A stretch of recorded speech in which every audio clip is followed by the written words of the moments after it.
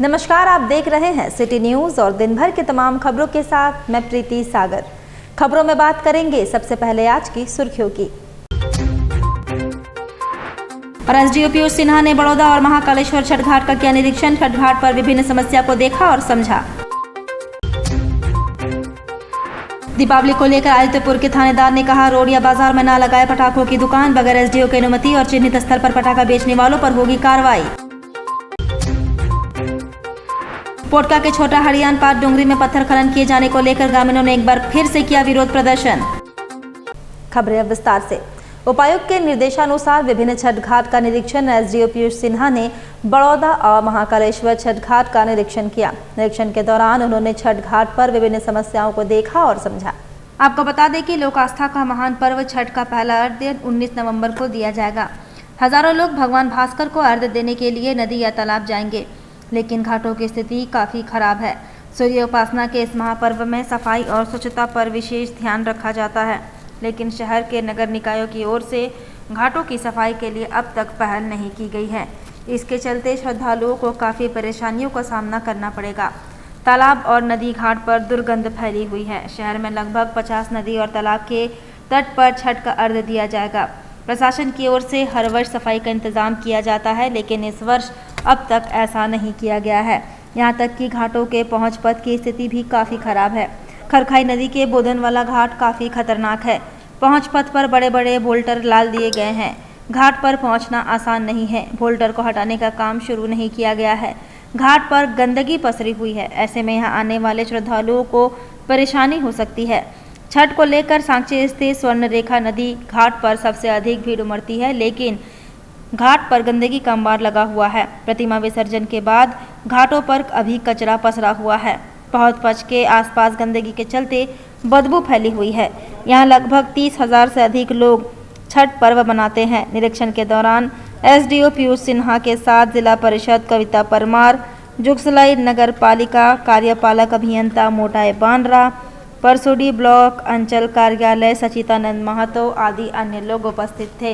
दो मुहानी घाट हो गया, स्वर्ण रेखा घाट हो गया, या उधर बारीडी बस्ती की तरफ जो घाटें हैं उनका निरीक्षण, बेली बोधन वाला घाट का निरीक्षण, अभी इधर पंचायत क्षेत्र में बड़ौदा घाट, रिवर्स व्यू घाट, आपका ये महाकालेश्वर घाट जो जुगसलाई नगर परिषद के अंतर्गत है, इन सब का निरीक्षण किया गया है। जो छठ पूजा समिति वाले हैं उन सब का भी एक समन्वय बनाने की कोशिश की जा रही है, किस तरह से हम लोग और अच्छे तरीके से जो भी घाट की साफ़ सफाई है या फिर जो भी इंतज़ाम यहाँ करने हैं उसको अच्छे से हम लोग कर सकें।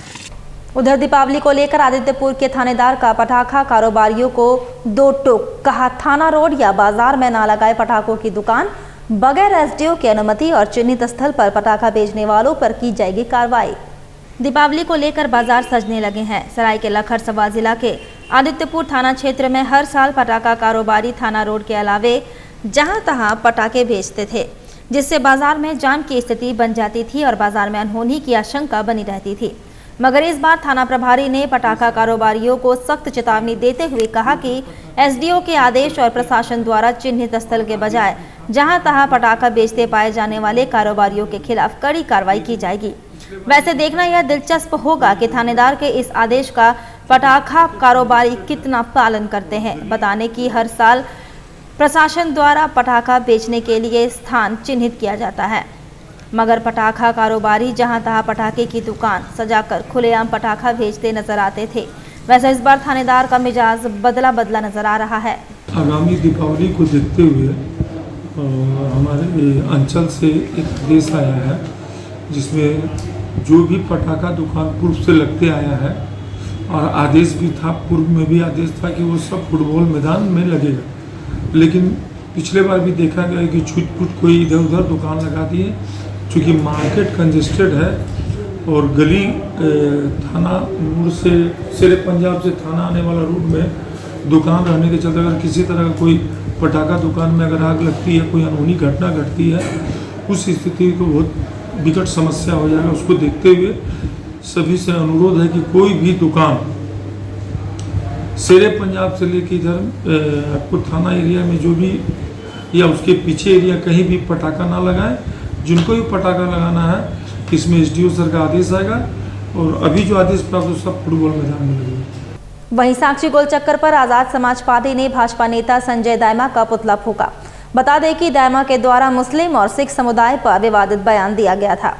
राजस्थान के अलवर स्थित तिजारा विधानसभा क्षेत्र में भाजपा के उम्मीदवार बाबा बालकनाथ के नामांकन के दौरान आयोजित चुनावी सभा में भाजपा के पूर्व प्रत्याशी संदीप दायमा के द्वारा दिए गए विवादित बयान का चौतरफा विरोध शुरू हो गया है। इसके विरोध में शुक्रवार को साक्षी गोल चक्कर पर आजाद समाज पार्टी ने संदीप दायमा का पुतला दहन किया और जमकर नारेबाजी की। बता दें कि दायमा के द्वारा मुस्लिम और सिख समुदाय पर की गई टिप्पणी से दोनों ही समाज के लोग नाराज हैं। इसी को लेकर सिख व मुस्लिम समाज दायमा के विरोध में सड़कों पर उतर आई है।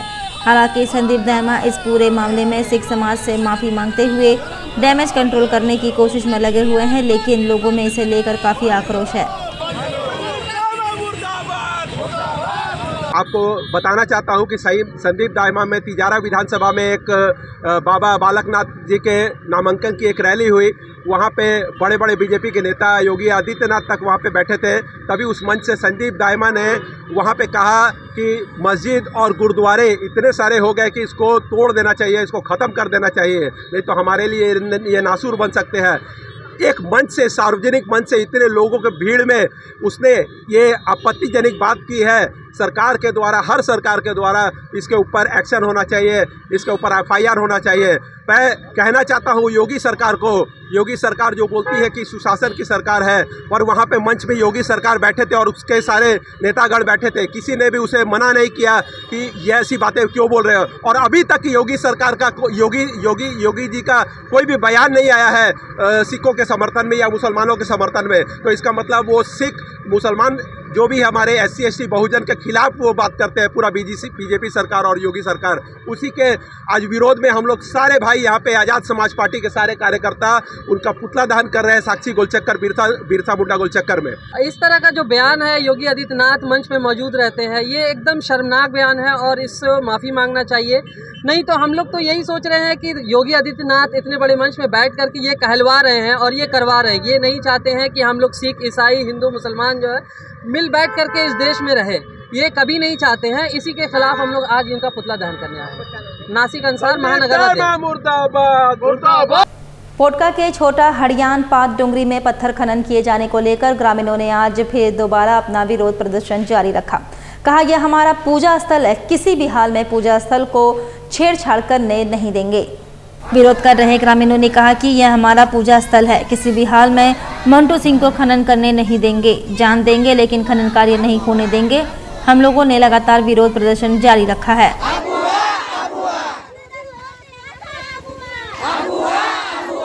ये हमारा धरोहर है, हमारा जल, जंगल और जितने भी हमारा बोंगाबुरु है, पत्थर में है, पर्वतों में है और पेड़ पौधों में है। पूर्वज से हम लोग यहाँ पूजा करते आ रहे हैं और पूजा हम लोग का इसी तरह पूजा जारी है। और हम लोग चाहते हैं कि यहाँ मतलब पूजा हम लोग मिंटू सिंह को करने नहीं दिया जाएगा और जितना जल्द हो सके वो बंद करके यहाँ से अपना जितना बेड बिस्तर समेट करके चला जाए मिंटू सिंह। पूर्वज से लड़ाई चल रहा है और आप तो ज्वलंत रूप में आप लोग देख रहे हैं कि जब कानून और संविधान में संशोधन हो करके ग्राम सभा को अधिकार दिया गया है कि कोई भी अगर कोई डेवलपमेंट का काम हो, चाहे माइनर मिनरल्स का हो, गौण खनिज का हो, सारा ग्राम सभा के अधीन में आ गया है।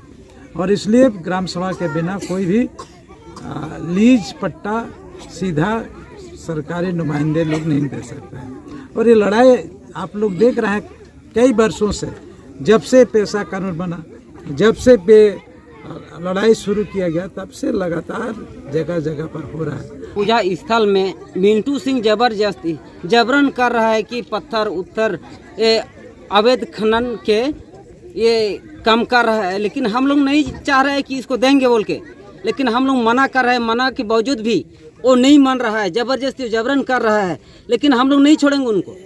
लेकिन हम लोग जब पत्थर में पूजा करते हैं, पेड़ में पूजा करते हैं और हम लोग का मौसान भी है उसमें, लेकिन मौसान को हम लोग काहे छोड़ेंगे। लेकिन छोड़ने का नहीं है, लेकिन हम मिंटू सिंह भगाएंगे, हम लोग मिल के भगाएंगे। जितना जन सम्मेलन में आदमी आए हुए दूर दराज से और बुजुर्ग लोग भी आए हुए हैं, तो सब मिल के हम लोग उसको नहीं छोड़ेंगे। और जन वितरण प्रणाली के दुकान से समय पर अनाज नहीं मिलने को लेकर कार्डधारियों ने पोटका प्रखंड मुख्यालय में जोरदार प्रदर्शन किया। पोटका प्रखंड के कलिकापुर, हेसड़ा एवं पोटका आदि पंचायतों के सैकड़ों कार्डधारी पिछले 3 माह के बकाया अनाज की मांग को लेकर आम नागरिक एकता मंच के बैनर तले रैली निकालकर कार्डधारियों द्वारा प्रखंड मुख्यालय में जोरदार प्रदर्शन किया। वहीं आम नागरिक एकता मंच के होपना महाली और कलिकापुर पंचायत के मुखिया ने कहा कि राशन गरीबों को मिलना चाहिए, लेकिन समय पर नहीं मिल रहा है। समस्या विगत दिन से अगस्त माह से ज़्यादातर चल रहा है, लेकिन इसमें हम लोग देख रहे पंचिंग डबल किया जा रहा, माल नहीं दे रहा। सबसे बड़ा बात है यहाँ तो सरकार का तो गलती है ही है। यहाँ सरकार है, साथ में जिला प्रशासन भी है। उसके साथ में यहाँ जितना भी हमारे पूरा प्रखंड में, चाहे हमारे झारखंड में जितना भी पीडीएस दुकान डीलर है, सभी का मन बड़ा हुआ है। हम लोग कोई भी जनता हो, नागरिक हो, पब्लिक हो, चाहे कोई भी जनप्रतिनिधि हो, हम लोग कुछ भी ज्ञापन देते हैं तो उसके विरोध में कार्रवाई भी जल्दी नहीं होता है। इसलिए हम लोग आग्रह करते हैं, संदेश देना चाहते हैं इस मंच से, अगर वो लोगों के ऊपर, डीलर के ऊपर भी कार्रवाई नहीं होता है और डीलर लोग अगर सही सलामत राशन वितरण नहीं करता है तो हम लोग मजबूर होकर सभी जनता को इकट्ठा करके हम लोग सप्ताह भर के अंदर जो है कि रोड पे बैठेंगे, जरूरत पड़ने पर डीसी पर भी घेराव करेंगे। इधर बागबेड़ा कॉलोनी पंचायत के मुखिया पर लगा मनमानी का आरोप, विरोध में वार्ड सदस्यों ने बीडीओ को सौंपा ज्ञापन। बागबेड़ा कॉलोनी पंचायत के मुखिया राजकुमार गौड़ पर स्थानीय उप मुखिया और वार्ड सदस्यों ने मनमानी का आरोप लगाया है। इस संबंध में प्रखंड विकास पदाधिकारी से शिकायत की गई है। शुक्रवार को एक प्रतिनिधि मंडल ने बीडीओ को शिकायत पत्र सौंपा। शिकायत में बताया गया कि मुखिया द्वारा मनमानी तरीके से पंचायत फंड का दुरुपयोग किया जा रहा है एवं वार्ड सदस्यों द्वारा विरोध करने पर उन्हें धमकी दी जाती है। बिना ग्राम सभा बुलाए योजनाओं का क्रियान्वयन किया जाता है। मुखिया अपने कुछ चुनिंदा सदस्यों के साथ कार्यकारिणी की बैठक करते हैं एवं इसकी सूचना वार्ड सदस्यों को भी नहीं दी जाती है। इधर जिला दंडाधिकारी सह उपायुक्त मंजुनाथ भजंत्री की पहल पर बोड़ाम की भवानी दास का KGBV पटमदा में नामांकन हुआ। परिजनों ने घर से कॉलेज की ज्यादा दूरी होने पर पढ़ाई जारी रखने में असमर्थता जताई थी। नामांकन होने पर जताई खुशी। जनता दरबार में आने वाले फरियादियों की समस्याओं के त्वरित समाधान का प्रयास जिला दंडाधिकारी सह उपायुक्त मंजुनाथ भजंत्री द्वारा किया जाता है। इसी क्रम में 31 अक्टूबर को बोड़ाम प्रखंड के अंधारझोर गांव से आए शिल्पकारों ने एक दल ने कई जन समस्याओं को उपायुक्त के समक्ष रखा था, जिसमें दल में शामिल भवानी दास के दादा ने पोती को पढ़ाई जारी रखने में आ रही समस्या से भी अवगत कराया।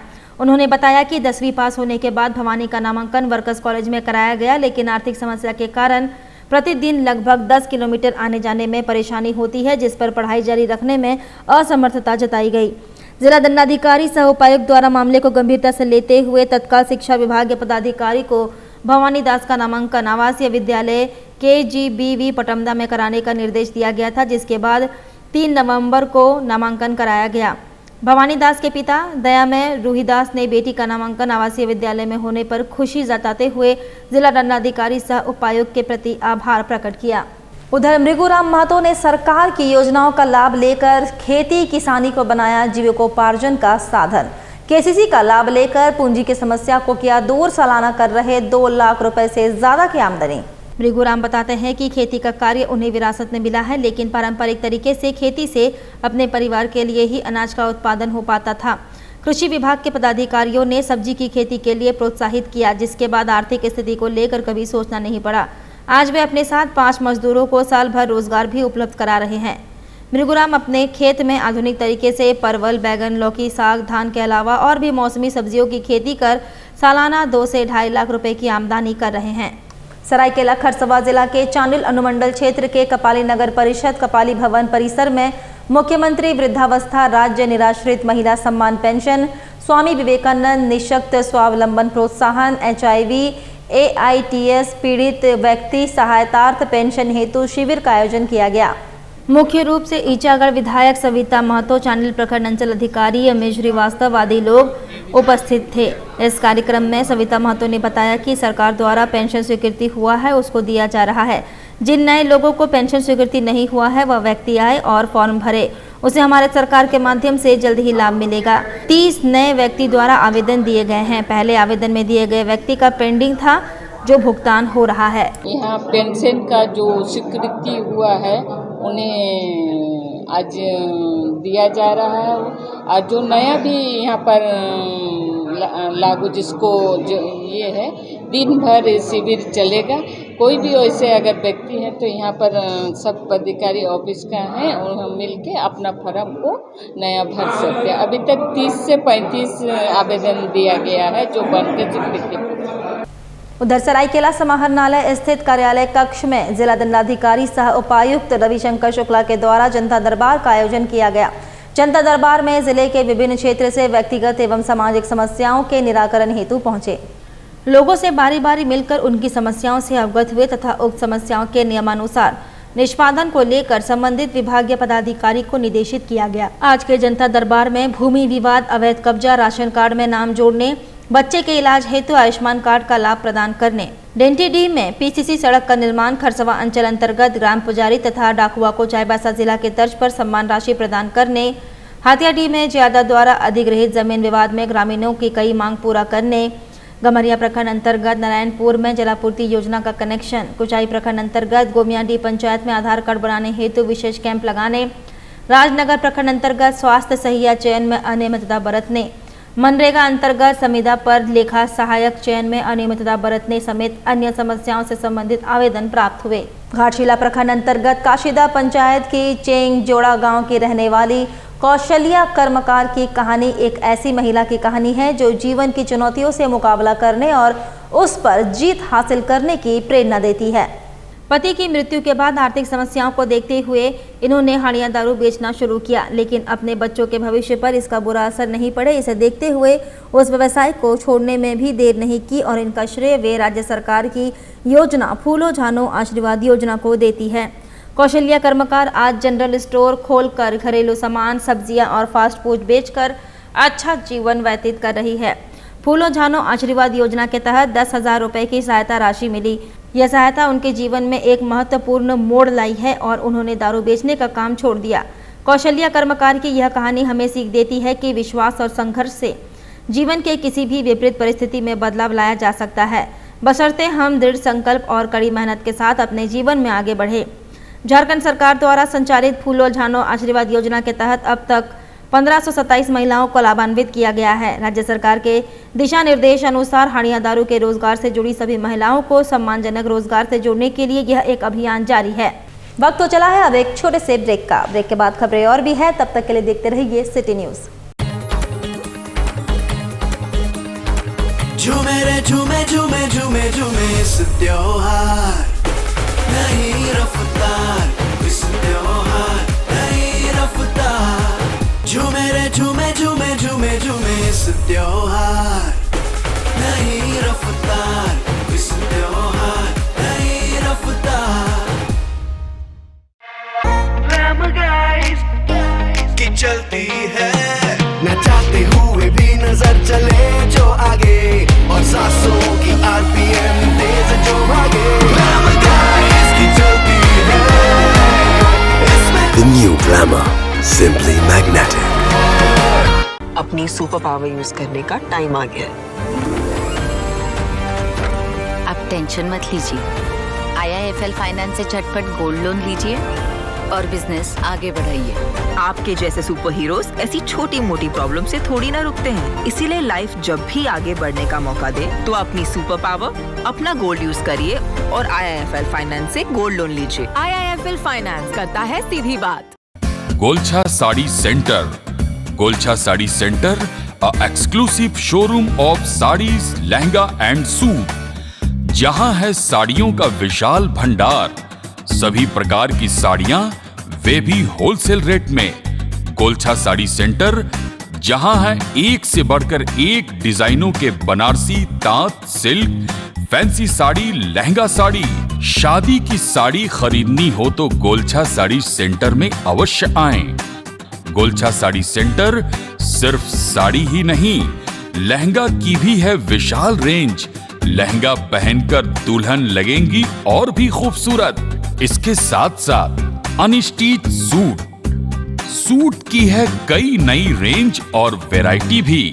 दूल्हे के परिवार के लिए शर्ट पैंट के गिफ्ट बैग भी उपलब्ध है। बेडशीट, कर्टेन, सभी नामी ब्रांड के मिलते हैं गोलछा साड़ी सेंटर में। हम बनाते हैं आपको खास। हमारा पता गोलछा साड़ी सेंटर, नगर पालिका बाजार, जुगसलाई, जमशेदपुर। सेवक पूजा भंडार, जमशेदपुर में पिछले 95 वर्षों से आपकी सेवा में। हमारे यहाँ सभी प्रकार के पूजा सामग्री उपलब्ध है। यहाँ आपको आयुर्वेदिक सभी विश्वसनीय कंपनियों की दवाएं आसानी से उपलब्ध होंगे। साथ ही मेवा मसाला, विभिन्न तरह की जड़ी बूटियां, माला, चुनरी, रंगोली सामग्री और पित्तल के बर्तन उचित दामों में मिलेंगे।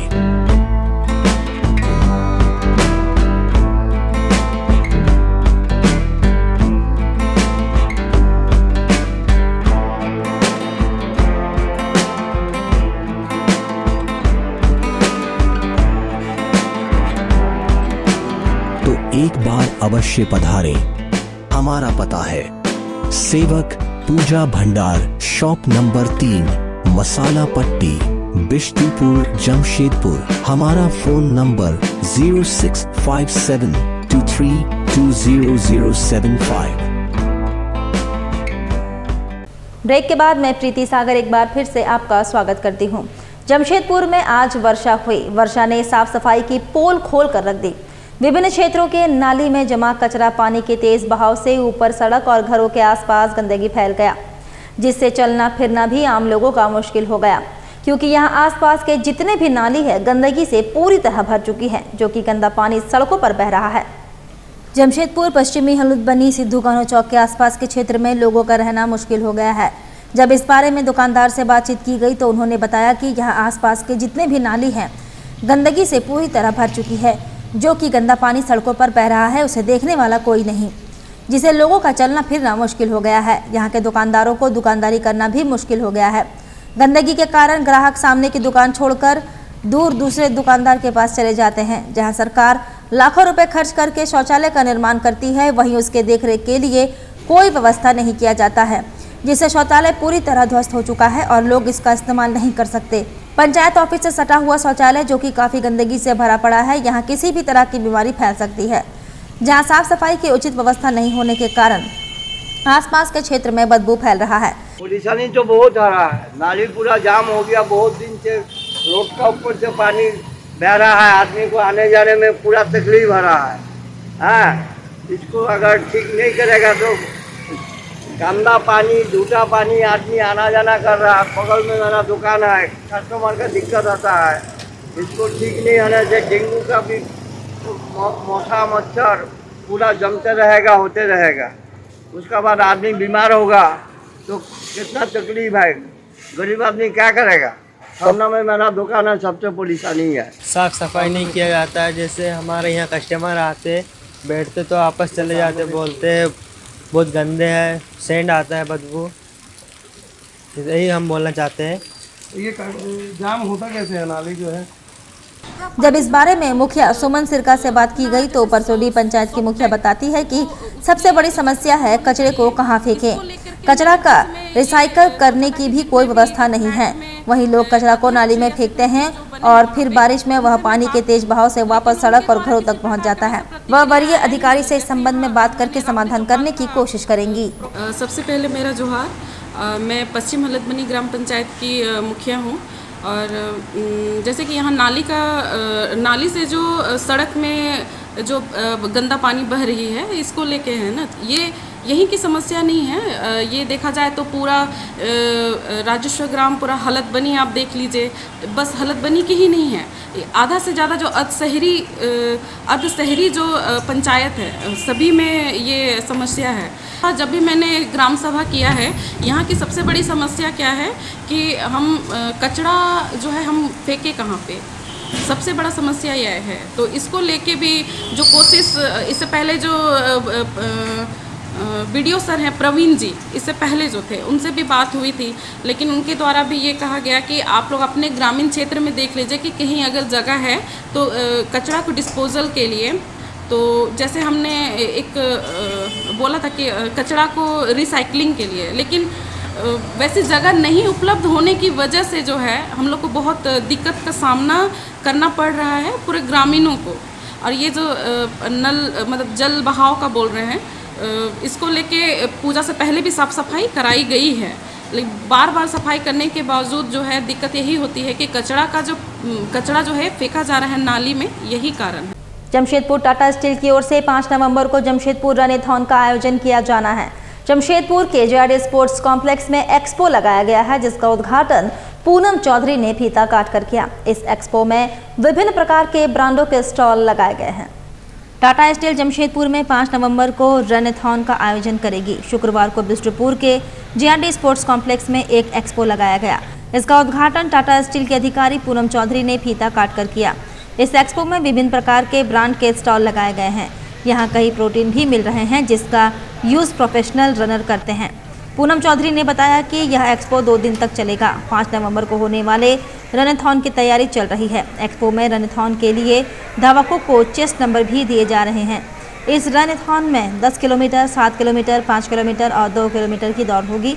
इसके लिए देश के कई नामी धावकों ने अपना रजिस्ट्रेशन कराया है। जैसे कि जमशेदपुर रन-ए-थॉन इवेंट जो सबसे बड़ा एक जमशेदपुर रनिंग इवेंट होता है, जो 5 नवंबर को स्केड्यूल है। आज उसका एक्सपो का इनॉग्रेशन हुआ है और जो उसका इनॉग्रेशन है पूनम चौधरी मैम ने किया है। और जो एक्सपो 3 और 4 नवंबर को रहेगा।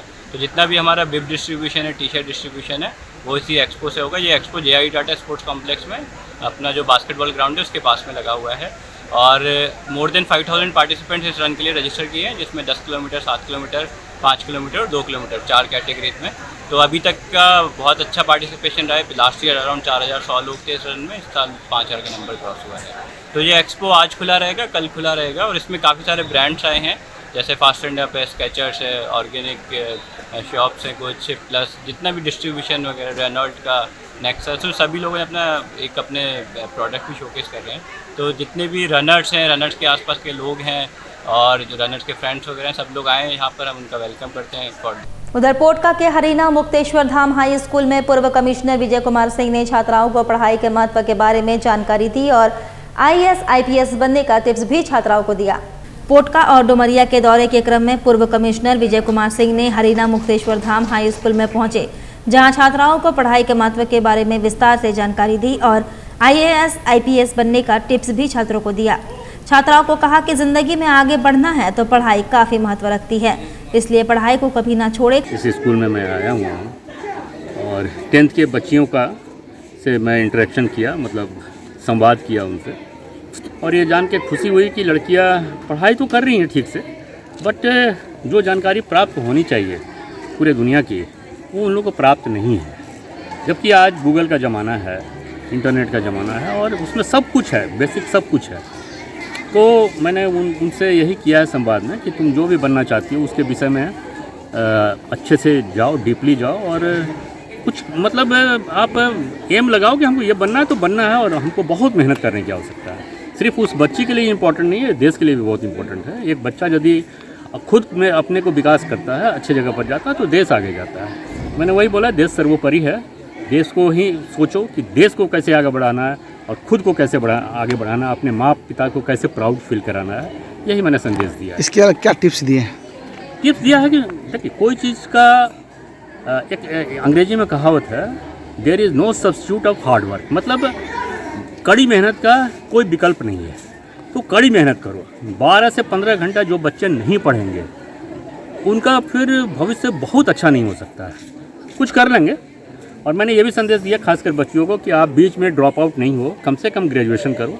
उसके बाद हाउस वाइफ भी बनना कोई ख़राब नहीं है, अपने बच्चों को पढ़ाओ, अच्छे नागरिक बनाओ, लेकिन कम से कम ग्रेजुएशन जरूर करो। बिष्टुपुर स्थित बेल्डी क्लब के तत्वाधान में AITA national ranking men's tennis tournament का आयोजन किया गया। 14 स्टेट के खिलाड़ियों ने शिरकत किया। बिष्टुपुर स्थित बेल्डी क्लब की ओर से 7 दिवसीय AITA national ranking men's tennis tournament का समापन हुआ। टूर्नामेंट में 14 स्टेट के खिलाड़ियों ने भाग लिया। सफल प्रतिभागियों को मेडल देकर सम्मानित किया गया।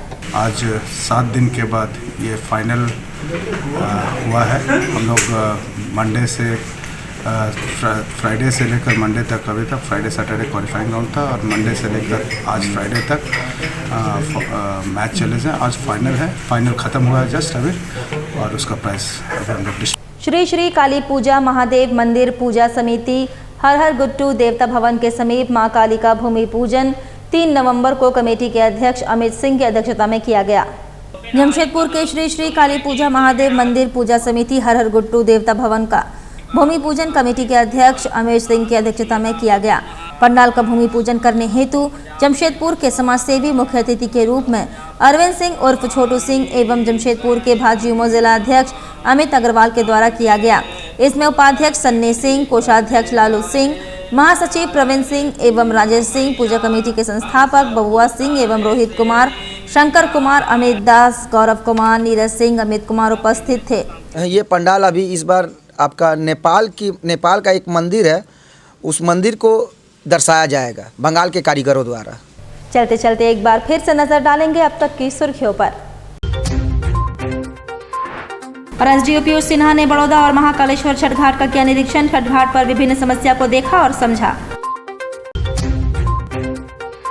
दीपावली को लेकर आदित्यपुर के थानेदार ने कहा, रोड या बाजार में ना लगाए पटाखों की दुकान, बगैर एसडीओ की अनुमति और चिन्हित स्थल पर पटाखा बेचने वालों पर होगी कार्रवाई। पोटका के छोटा हरियान पार डोंगरी में पत्थर खनन किए जाने को लेकर ग्रामीणों ने एक बार फिर से किया विरोध प्रदर्शन। और अभी के लिए बस इतना ही। कल फिर मिलेंगे कुछ अन्य खबरों के साथ। तब तक के लिए दीजिए सिटी न्यूज की पूरी टीम को इजाजत। नमस्कार।